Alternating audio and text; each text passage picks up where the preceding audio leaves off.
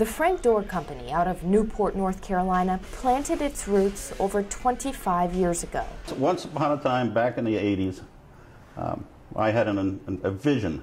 It was started up in New York on a whim.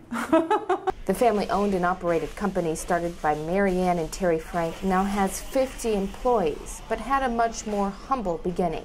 There were only 3 people working. They used to go to the local hardware store and buy stuff to build the 3 doors they might build in that week. Those 3 doors evolved into the smooth-working, long-lasting cold storage doors their customers have come to depend on. Just by being a responsive company and doing the right things, product-wise and people-wise, we've managed to go from that 1,000-square-foot garage to 60,000 feet.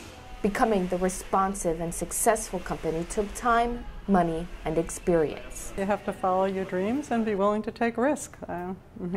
We had a lot of money on the line at one point. We owed a lot of money, and we've now paid it all back, and I'm happy to say we're debt-free. Building the Frank Door Company also took teamwork and dedication from the Franks. There's many aspects of building a business that one has to take into account for.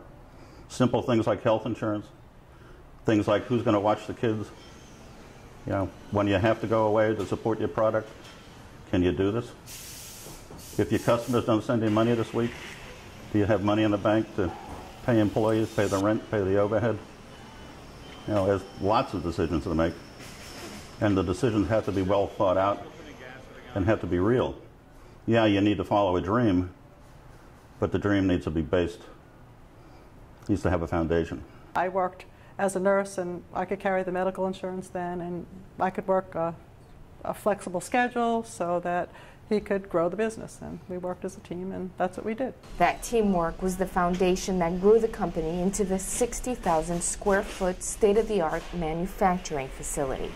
The Franks are proud to serve processing facilities, pharmaceuticals, hospitals, supermarkets, convenience stores, restaurants, schools, and universities, not only across the United States, but even into Asia, opening doors the Franks didn't know were possible. Our target market is east of the Rocky Mountains. Certainly if something spills over the other side, we're not going to turn the business away. And because of that spillover over the Rockies, we are shipping product to Japan and to Korea right now, which is pretty remarkable in my head. Yeah, it is pretty remarkable. Everybody's so accustomed to product coming the other way that to have product going westbound, I guess it would be, I think it's pretty cool.